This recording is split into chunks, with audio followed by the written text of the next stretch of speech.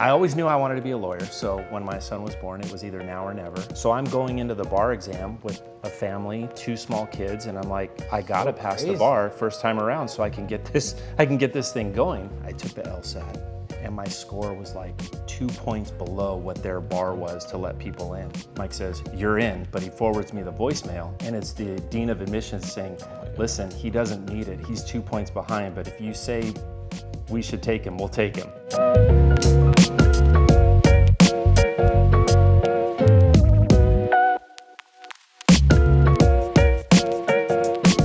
Welcome to this episode of Bourbon of Proof, where we interview those who have been successful at law and life, and we do so over several spirits, mostly all whiskey. And of course, we have our esteemed co-host, Mauro Fiore. Esteemed, I like that. Yes, today he's esteemed, but we have a very special episode today because our guest, Jason Sanchez, it's his birthday. Did you know that? So we have a very special gift. Oh, look at this. Thank you, Megan. Oh, wow. These are Pappy Balls. Okay. Happy balls? These are actually made of Pappy Van Winkle from Sugar Mama. Sugar Mama. Sugar Mama out of Kentucky. These are actually infused with Pappy Van Winkle.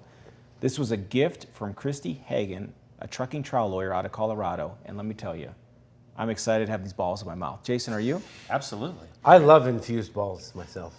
That's too far. Thank you, Christy. All right. Should I blow them out? Yeah, we'll just sing a silent happy birthday. I don't like happy birthday songs. It's too weird, but go ahead. Wow, there we go. So did you wish for world peace? I can't tell you what I wished for. That was a test. Okay, so we're going to start this off. You guys are each going to get one Pappy you. Ball. Don't put it in your mouth yet. Mauro, I know it's hard. Jason, how old did you turn today? How I old? guess 70. But Who do you think's older, me or Mauro? I'd say by the white hair, you. I'd say by the age of his liver, Mauro. wait, we have to have a pairing with this.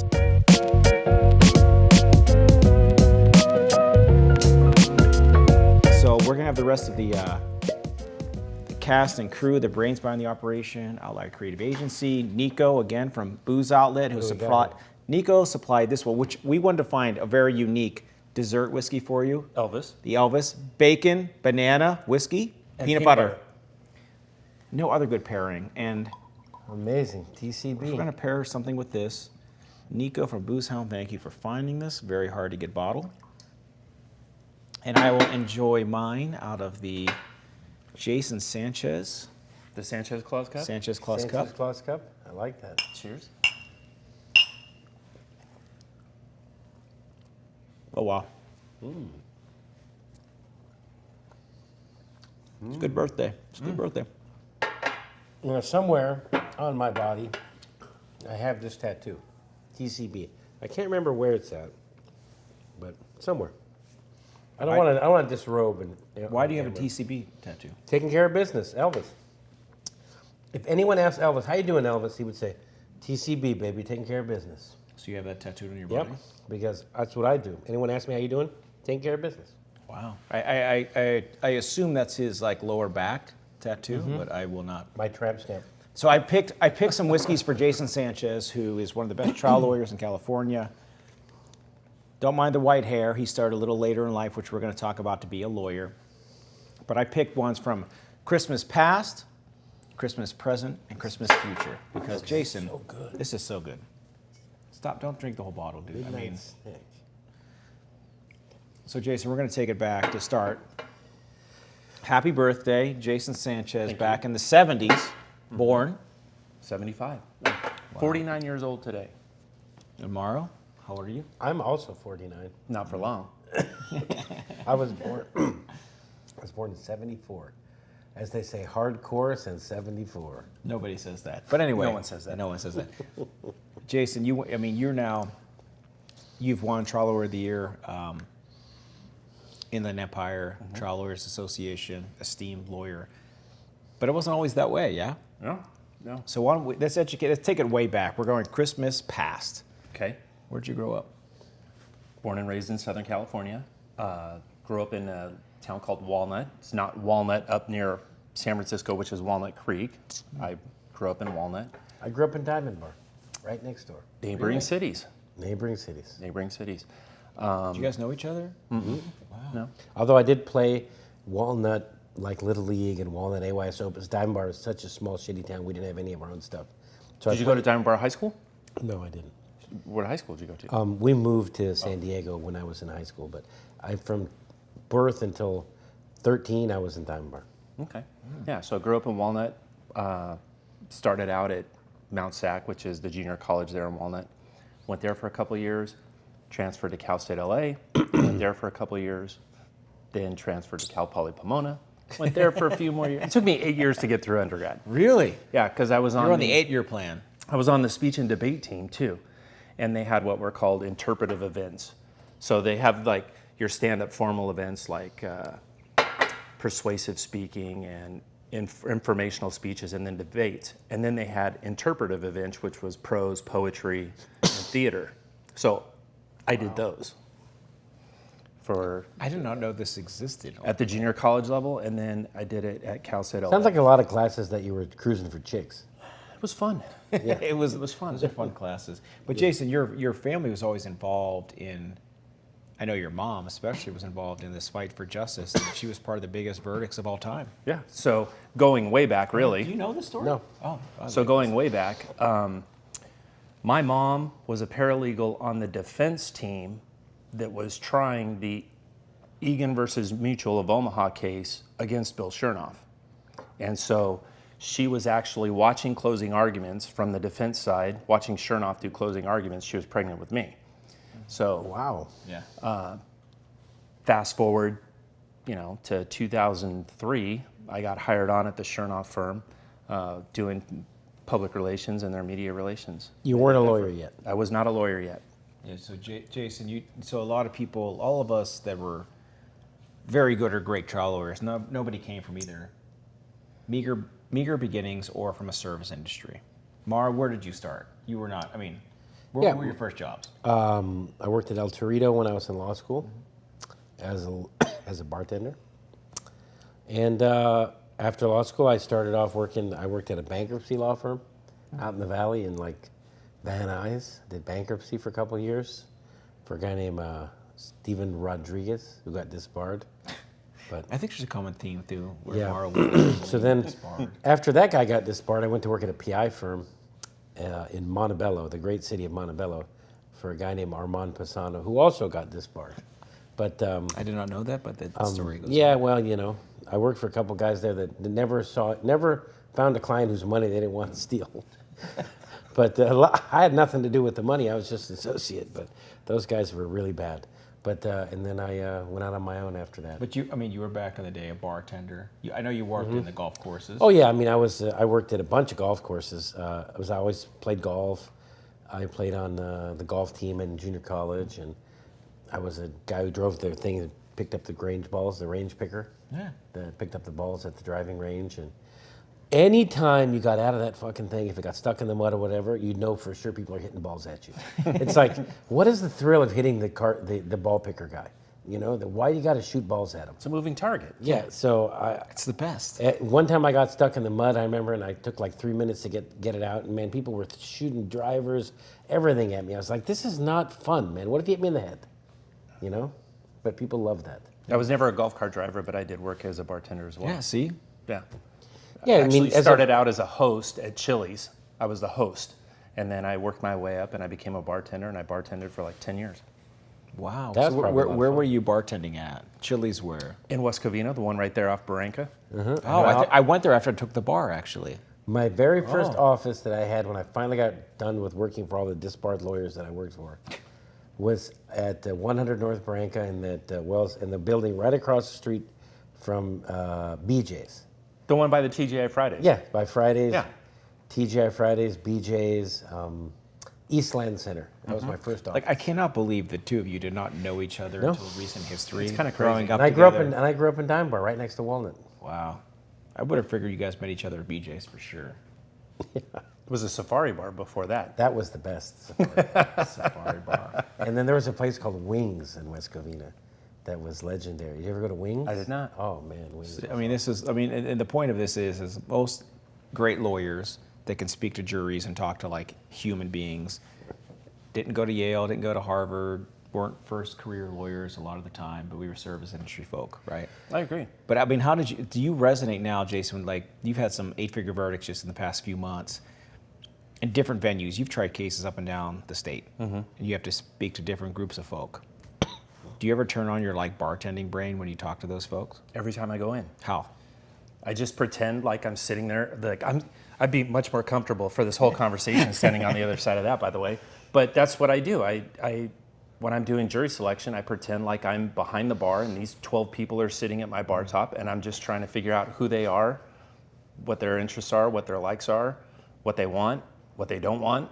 And that's what you do when you're serving someone at the bar. And Do you ever assign somebody a drink? I've never done that. Oh, that'd be cool. Like, that's a kamikaze. I don't want to have anything to do with that. That juror, right? That one's like a lemon drop. Okay, I can get into this one. I'm going to try that now. You should do this. I'm going to try that. Mara, how about you? Do you ever pick drinks for Not drinks, but I mean, I know who, you can tell by their energy and how they react to you, whether you want them or not. I mean, especially me, 99 times out of 100, I'm in trial on a slip and fall case. So slip and fall cases always seem to bring out, real emotion in people. Jurors get riled up on slip and falls. So they are like, oh, the slip and fall case, you're an ambulance chaser, you're a crook, you're this, you're that. It's like, man, I'm just trying to represent my client. Some people just attack you because you're representing someone who might have slipped and fell at a store. And that's tough to do, but it's a bias people have, right? Right. So you got to be able to ferret it out and figure out what, who are going to be your best jurors to give you at least a fair shake. So, yeah, for people that are watching or listening, I mean, so Jason, a lot of people will be like, oh my God, you got to go right from law school, you got to be a political science major, you got to go right, or from undergrad to law school and do this certain path. But it's not like that for most people. I don't know what it's like for most people, but it certainly wasn't like that for me. I mean, I kind of always knew I wanted to be a lawyer, but like I said, it took me 8 years to get through undergrad, so I didn't really want to do any more school. Were you Van Wilder? Why did it take you 8 years? Wow. Like, what were you doing? Well, I was traveling, doing speech and debate for the first 4 years. I bet speech and debate. And that's what you. Is that what you call it? That's what you call it? That's what we called it.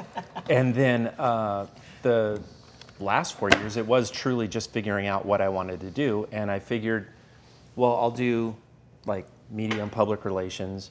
And once I started going that route, I was working at City Hall in Walnut for the public information manager's office as an intern. So I was thinking I'll either do that or I'll go into the legal side. And when I graduated, I decided I really wanted to go on the legal side. And so that's kind of what sparked it. And then as I was working there and cheerleading for all the other lawyers about their verdicts and stuff, I started to think, look, if I'm going to go to law school, it's got to be now or never, because my son was just born.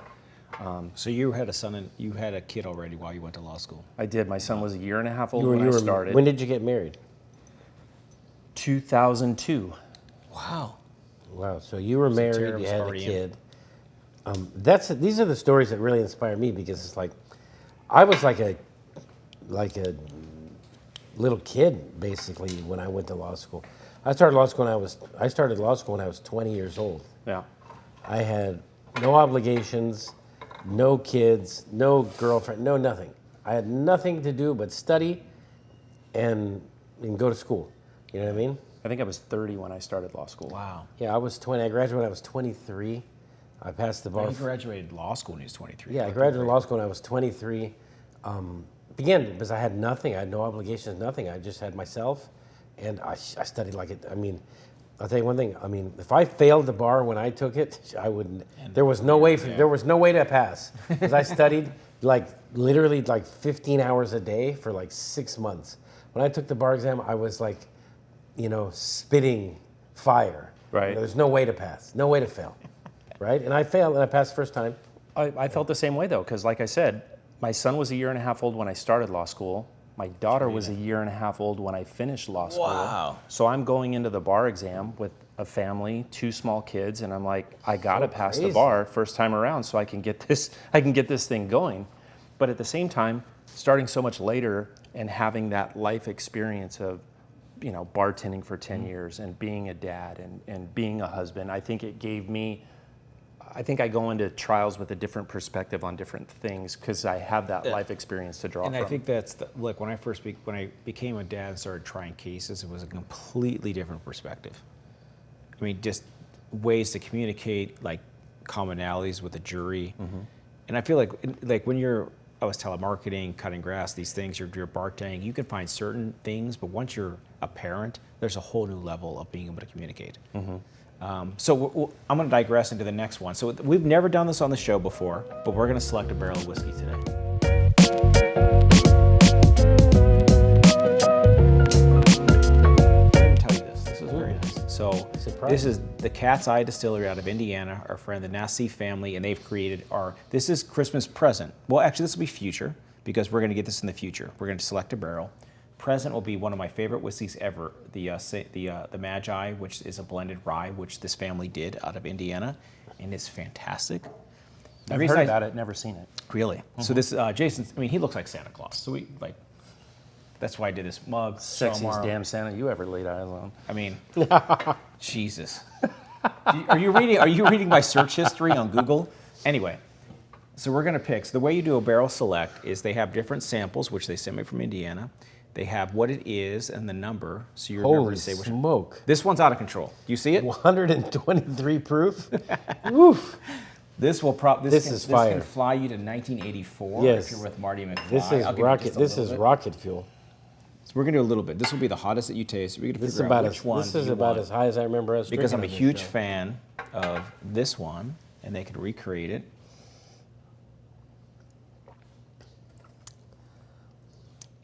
Wow, for being that high of proof, it's pretty good. That is really good. Very smooth. That's amazing, actually. I think my tongue melted. I don't taste anything. No, I'm kidding. That's amazing for as high a proof as it is. I still have a little Really bit of good. peanut butter on my lips from With one midnight ice snack. cube, Yeah. that would be really nice. Yeah. With one ice cube, it'd be very nice. Okay, so now remember your palate because now we're gonna dive into Another? fuck. Sorry, Damn. This one's even hotter. This I thought we went down. This one's even hotter. going up? 125. last 11 year. one? 123. That one's 102. It's way down. Yeah, and this is I 125. feel like we're pouring a potion. Yeah, this is 125. Okay, let's see what the 125 tastes like. Wow. That's hot. 125 is 75% alcohol, man. No, your math is No, terrible. what is it? I don't do 150, 75% alcohol. Okay. So it's just divided by 2, dude. It's not even close. I'm really bad with math. He had an AA in golf course management, not Yes. math. Yes. I like that one. I like that one better than the first one. I do too. I like the first one better. Oh, you can feel it though. That one's hot. These are really good, both of them. I like the first one. Wow. So Indiana is also like right across the river from Louisville, in Kentucky.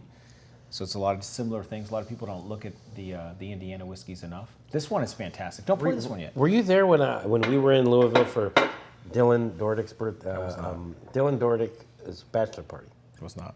We were in Louisville. We did the Bourbon Trail, and we were looking to get in trouble and get wild at night. So You? yeah, right across the river from Louisville, there's Ohio. The Ohio River runs through Louisville. Where does the Ohio River start? Pittsburgh, Pennsylvania. There you know. One Morrow of, the, knows. one of the 3 rivers. There you go. So across the Ohio River from Louisville, Kentucky, is Indiana. It's right there. And on the Indiana side, there's casinos, but not on the Kentucky side, right? No gambling allowed in Kentucky. So we went across the river, just right across the bridge. There's I think it was called like Caesar's Palace, some shitty casino. I went in there. I had like $100 on me. By the way, when I travel with him internationally, his first question is, "Where's the casino?" Every guide we have, "Where's the casino?" Remember when we were in Monaco? I was up like $1,000 right away instantly, and then I lost everything. A lot more than that, and he lost I it. lost everything. But in Monaco, I was up. I should have walked. But so I went to Story this of your life. shitty casino in Indiana with Dylan and a bunch of people. I had $100. I walk in. They have Wheel of Fortune. Who doesn't like Wheel of Fortune, right? I mean, everybody. Me?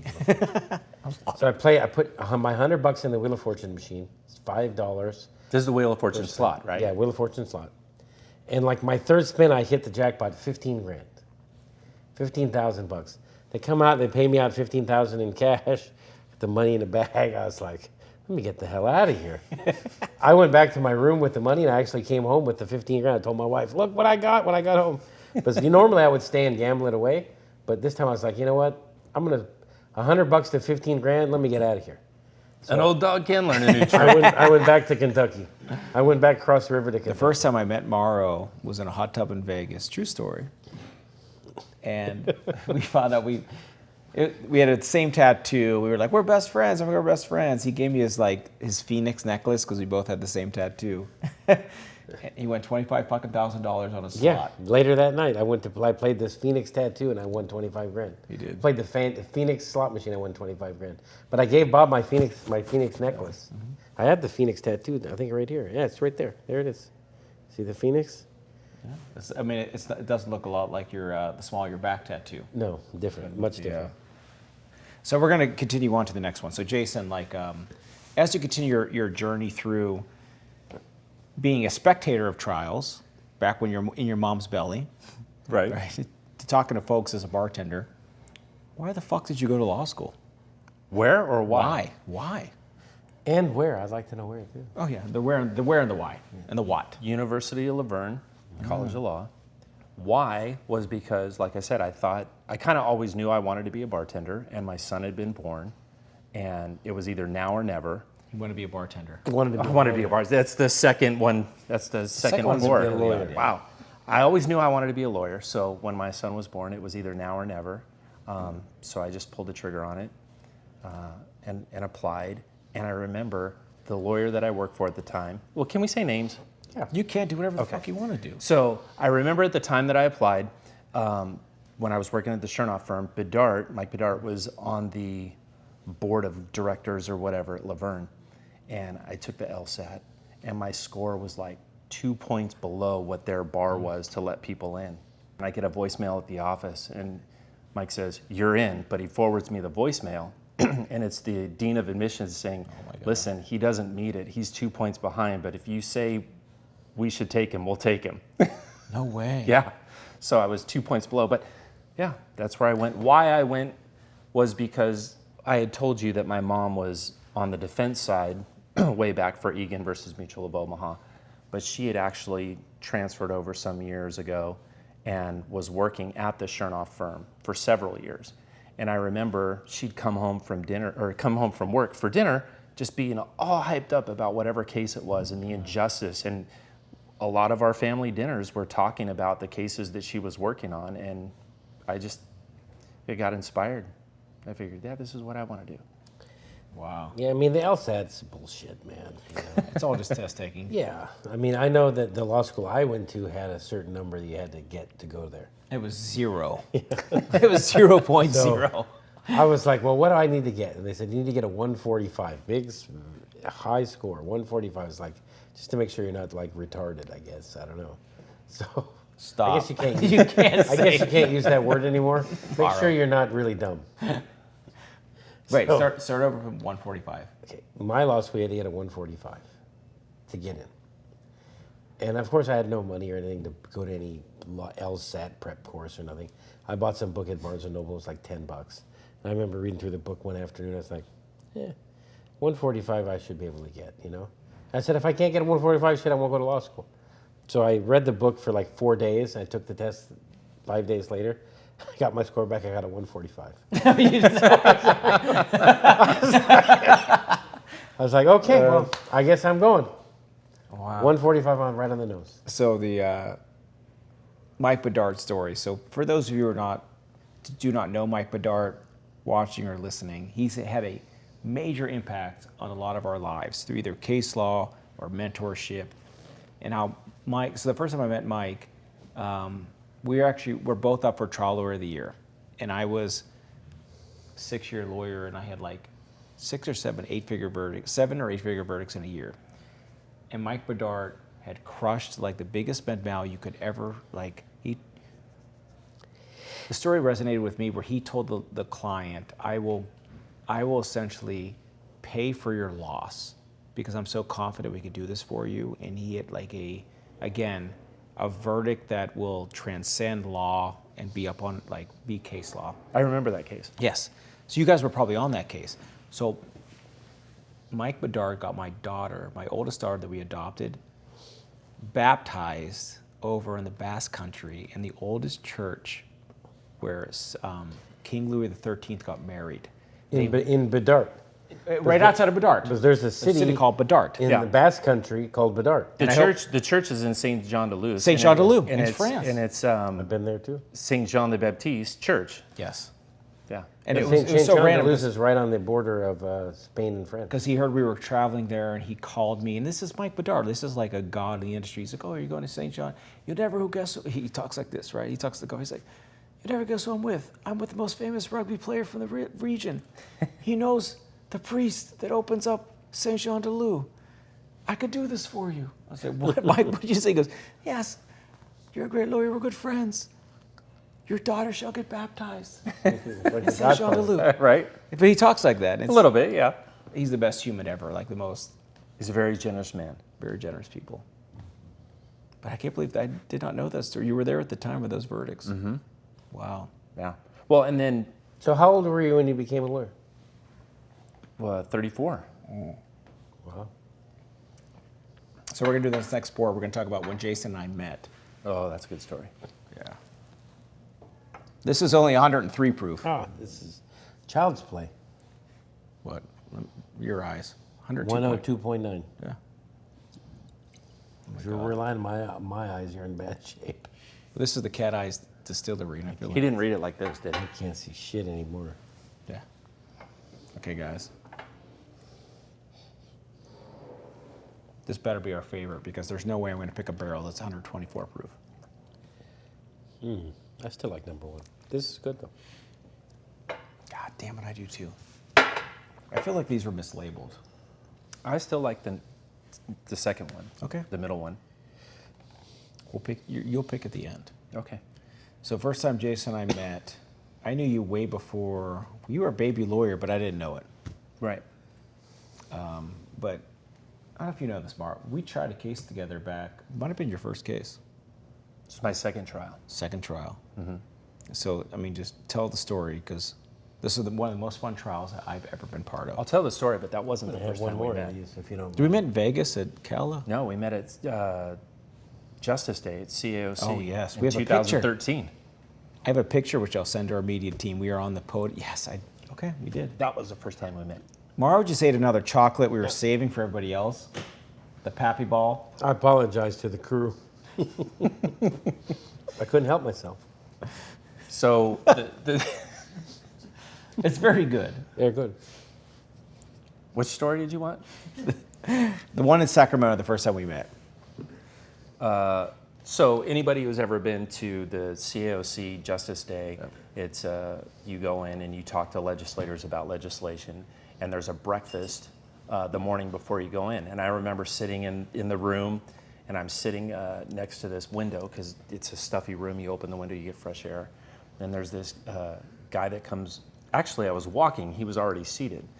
He's wearing this peach-colored shirt with French cuffs, and they had Captain America and Shield. Like Dumb and Dumber? I actually wore the Dumb and Dumber. I had ruffles. Yeah. And this You gotta was stand out. pre-beard.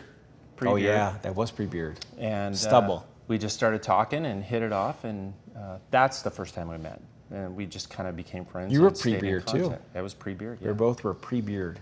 Yep. Feels like we haven't found ourselves yet. We were just experimenting in law. Didn't find the beards yet. Yeah. Yeah. You know, Where I've, did I- I've always had this short kind of stubble. That's it. Doesn't really grow much more than this. I wish I could grow this real beard like a Viking. I mean, you have to drink more whiskey, and it grows. I drink lots of whiskey, so if it hasn't grown at this point, it ain't gonna grow. So what Jason and I met at that in COAC is like the legislative lobbying group for consumers in California. We dictate policy, be able to like actually write bills, and it was very cool as a young lawyer. Both were young lawyers at the time. Yep. To see how that shaped and formed, and probably 6-7 years later, we stayed in touch. Yeah. Actually, I tried to hire you. Well, Way that before- didn't come till later. Didn't come till later. Right. Mara, you don't know all these stories. These are good. So you and I were at one of the Inland Empire Christmas parties in 2017, and you had the the Pacific Erickson case coming up. At Ricardo's house? Yeah, we were at Ricardo's house. He was still working for Ricardo at the time. Right. And you had the Pacific Erickson case, and it was coming up for trial in January of that year. Yep. And so we were talking about it, and then this was like early December, you actually called me on New Year's Day, and you said, hey, this case didn't settle, and I've got these two plaintiffs. I've kind of got a conflict. Will you take one of the plaintiffs? I'm like, well, who is she? And she's like, well, she's the passenger of the car. She's got like $13,000 in meds, but I got a conflict. I need you. Can you do it? This wasn't the case when we were in Palm Springs with Dornick. No. So, I mean, the backstory, like, there was no reason why this case they should have never denied liability. And, like, we had two passengers. And I thought, we're coming to trial. It's like, there's no way they're going to carry this story through trial. And then they did. And we had so I had the driver of a car that's hit by a semi. And there was a passenger as well, which we also represented, but they were blaming her. I was like, I got a conflict. I got a conflict. And but there was in my mind, I was like, why are they blaming my girl, blah, blah, blah. And I was like, Jason, you know what, dude? We've been friends. We've been talking for a while. Let's just go try this case together. Yeah, it was a blast. We stayed at Mission Inn. Eat at Dwayne's? We ate at that. The Salted Pig. Yeah. And then we went to the cupcake place, Casey's Cupcakes or something, almost every night. And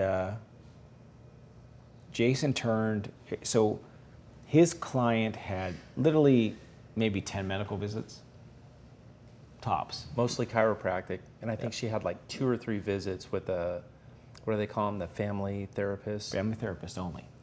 And Jason called 2 people in his case. The dad and the client. And the client. And got $3 million. $3 million? Yeah. Whoa. No, let's take it back. How much did your client get? 3.8. Wow. No, and this was, trust me, that the way this unfolded was like the most orchestrated. I mean, Jason will tell you, we walked in that courtroom where there was a lot of things we didn't know how would like play out, and his client had no real physical injuries. So we just turned the case from jury selection on into emotional injuries. Yeah. That's what we did jury selection on too. Like, who believes emotional injuries are real? Wow. You got good jurors. But listen to how we did this. Well, I don't know where you're going with that, but that's what we did jury selection on, was on emotional injuries and, the court system and righting wrongs. And we had this one juror, the 80-year-old juror, that was the best juror ever. And on jury selection, this guy is asking her all of those questions and just basically preconditioning the entire panel on why it's important to be in court, why it's important, the jury is important. I mean, she was our best juror. She was fantastic. She was the president of her Republican Women's Caucus in the area. Well, they always say conservative jurors give money if they believe in the case. And one of the best jurors also, because we had his client, her whole claim was PTSD. Mm-hmm. And Jason built this whole story and called no experts on her fucking case. No experts, 0. And did the whole case based off of her and her dad and what she feels and what she sees. And the defense never saw it coming. Wow. Well, yeah, they never asked her any of those questions in her deposition. Like, what happened to you after the incident, the collision? I mean, they're rear-ended by this big rig and their car spins off into the desert, right? But it's 2 o'clock in the morning. There's no street lights. There's no lights. So when I was talking with her about it, I would tell her, I'm like, I don't want you to tell me this. I don't want you to answer. I just want you to think about it. What could you see? What could you hear? What could you smell? How did you feel? And I would never let her tell me any of those things during all the prep sessions. So when it came time to ask her those questions on the stand, and I asked her, she just lost it. I mean, she was just crying. I mean, it was pretty powerful. He called her dad, who looked like Wilford Brimley. He did. He was like some manager at a Big O tire store, or something like that. I mean, he told the story of what she's been through, and they had no defense to it. What could they say? They had no expert to talk about it, and so we were close. we were preparing for the closing arguments in that case, and Jason was like, "How much should I ask for?" Meanwhile, I've got 13,000 in meds. That's all I've got. 150,000, 200,000. I was like, Jason, ask for 5 million. He's like, what did you say? I was like, Jason, ask. But you saw that it went well. You could see everything went in so clean. I mean, you thought I was crazy. Well, you actually said you need to ask for $6 million. Oh, $6 million. And I'm like, you're crazy. He's like, no, $6 million. So I went in and I'm preparing my closing. I'm looking at all this stuff. I went in and I asked for $4 million. And they gave us 3, but I asked for 4. After closings, he goes, man, I was just fucking with you. This is a true story. Oh, God, we had so much fun in that trial. That was a lot of fun. Yeah, I mean, we did a lot of dares. I dared Jason to say red herrings. And he stood up after I crossed somebody. He stood up and said, "Do you know what a red herring is?" Objection sustained by the judge. The entire jury laughs. Actually, I didn't know he was going to do it, but no, he did. Played it very well. He dared me to do it. He dared me to do it. He said, ask the expert if he knows what a red herring is. I go, okay. So I ask. Objection overruled. Yes, I know what a red herring is. What is it? Objection sustained. And then I just sat down. That was the only question I had. Because we were a tag team, because we had 2 plaintiffs against 1 trucking company. We were just like crushing these guys. It was a good time. They tried to appeal it and went very badly for them. San Bernardino. Great place Judge to write. Ochoa. Great venue. good venue. The last pour, this is, Judge Ochoa is retiring now, right? we don't know. I hope not. Pacheco's retiring.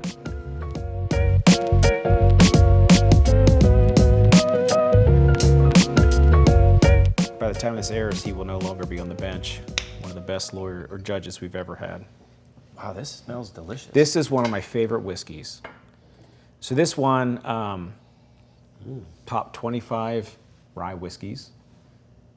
This is the Magi. It's a blended rye whiskey. And this is by the same people that did the ones that we just tasted, the NASA family. They did this blend and they had one, and I keep this every Christmas. Jason, this is my Christmas pour. I have like 2 or 3 that we do every year, and this is one of them.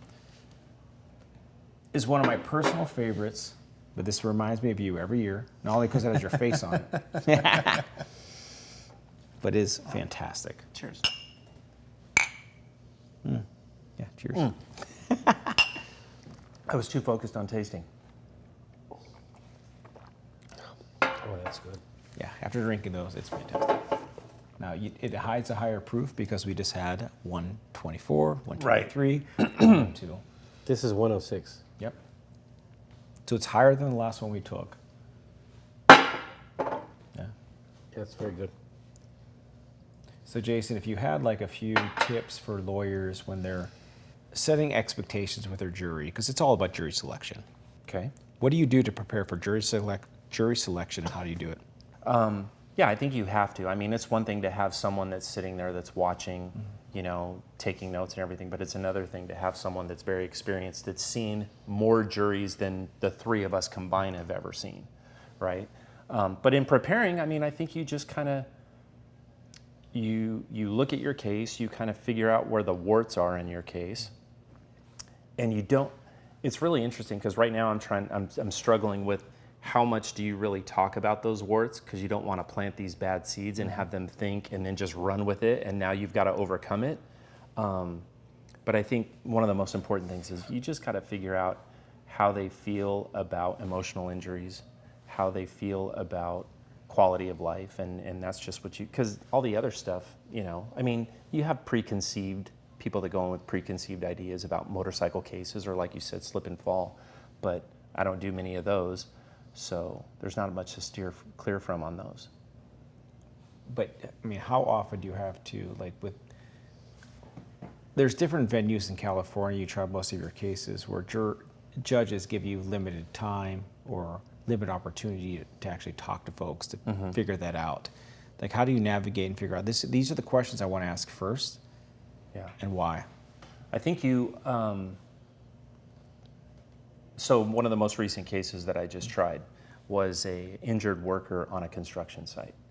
And I knew that the judge was only giving us 40 minutes for the first 18. So Harry and I narrowed it down to, we need to ask kind of a liability type question that's related to construction sites. Like, just because this guy works on a construction site, does he need to be more careful than someone else? Wow. So, I mean, so fast forward for our listeners or viewers, Jason got 0% comparative on the worker. Correct. 0. Correct. And a lot of focus groups had a little bit more. There were different variables, but you got 0%. On the worker, yes. On the worker. We ultimately didn't even have him on the verdict form. Yeah, but you had to ask those questions. Correct. And So- then, go ahead. So this is a common question I have for lawyers that reach out to me. Like, give me a specific question we have to ask jurors in these facts to be able to elicit, are they good enough or are they for cause and gone? So that was one of the questions that we asked, is because he works on a construction site, does he have to be more careful than anybody else? Right? That's good. Does anybody feel like construction sites are just more inherently dangerous and so he has to be more careful? It was a products case. So we asked a question about whether the manufacturer should have to take extra steps to make sure their product is safe for a user, or do they just consider that step like idiot proofing things? So you can kind of flesh out those cause people. Like, well, yeah, I mean, they're using it. Why do you have to make it safer? Because that person, right. And then those were the 2 liability questions we asked. And then the rest of the questions were geared towards damages and geared towards quality of life type questions. And you had 40 minutes to do all of that. Right. And so this is what is really important too about having someone that's experienced, a consultant, is they say, all right, this question, you don't care who responds to it really, but this is a group question because you just want to get it out there, right?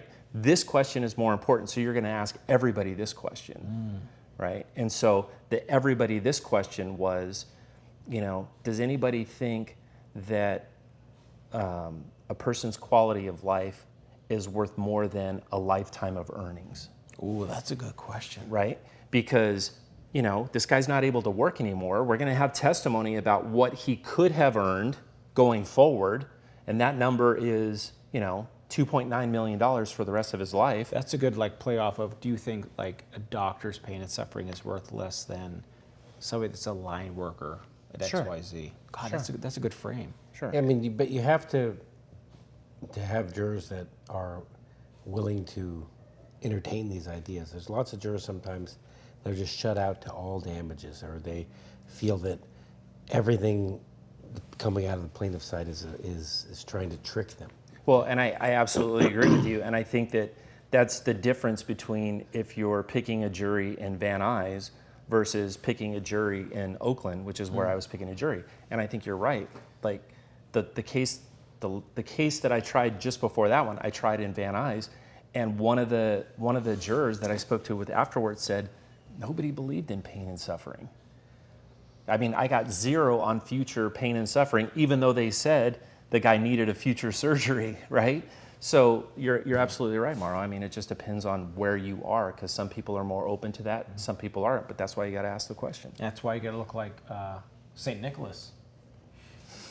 Yeah. I mean, who would not believe this guy? Yeah, I mean, he's got a credible face, that's for sure. He's got a credible face. Credible or incredible? Both. Thank you. Credible and incredible. You Have another ball. You have an uncredible face. I have what they call a zero credibility face. A 0 cred. All right, so Jason, we've gone around the world right now. Actually, not. We've done. This was hopefully it's a Tennessee for fucking Elvis, but we did Indiana. A lead into this. We went to Louisville for some Pappy Balls in your mouth, and I want to know which one was your favorite. Your Bourbon of Proof. If you had to pick one, it could be for storytelling, for taste. Tennessee. Tennessee. Elvis is from Tennessee. They did their job. They did it right. So if I had to pick one, that I'm going to drink, or the best of this group? Whatever you want. No, not out of this. You can't pick some shit. No. you I found mean, on out the of street. this. Yeah. out of this. So I think surprisingly, I was really surprised by this one. Wow, the And number I really 2 liked out it. of the barrel select? Yeah. This is the SC640 11-year rye at Yeah. 25%. I liked that one. This is out of control. And then probably liked the it too. Magi too, because I think probably I'd have to pick the Magi because that one really doesn't exist. It's not finished Well, yet, this right? it's just a figment of your imagination, Jason, because this could be your sure reality. And I'm very surprised by this because this was also your favorite, Mark. Yeah. We woke up for that answer. I was not sleeping. Where's the B-roll? I was not We had another one on. So he should was I be 100% concerned? When do the naps start kicking in? The sudden narcolepsy. I'm not sleeping. You're 6 months older than Jason? 6 months, the narcolepsy says it. And a penchant for buggery. A low-grade narcolepsy and a penchant for buggery. That's from where? Austin Powers. Austin Powers. God, Morrow, you're the genius. But this is an 11-year rye. SE 640. I like I came that. with you today. I'm good, man. This You're like a is- tiger today. Yeah, you're like a tiger. You're more like this cat on the box that's going to take a little purr sleep. So, Jason, thank you for Yes, coming sir. on this episode of Bourbon of Proof. And I feel like this is the first ever we had a barrel select, and you picked the hottest one. so now- usually people like pick a dumb Are they one. gonna bottle this for us, or what are they gonna do? We're going to talk to the distillery. We're going to try to do a whole barrel of this, and we'll do it for Bourbon of Proof. Yeah. And we should do some with Sanchez clause and put his Put his picture on there. picture right Maybe here. me and you on picture of me and you on the barrel on the Yeah. bottle. And you'll be like this. Asleep. Yeah, you When I down. sleep, I go forward. He does go forward. He's not like a back sleeper. But yeah. So Jason Sanchez, thank you for coming on this edition of Bourbon of Proof. It's been a complete honor to work with you. Before we even like kind of knew each other and then kind of met and be like, now we talk every day. So Yeah. thank you for coming Thank you. on. And I've followed your career, and it's been I'm truly, amazed by how well you've done, and everything you've accomplished. It's amazing. Thank you.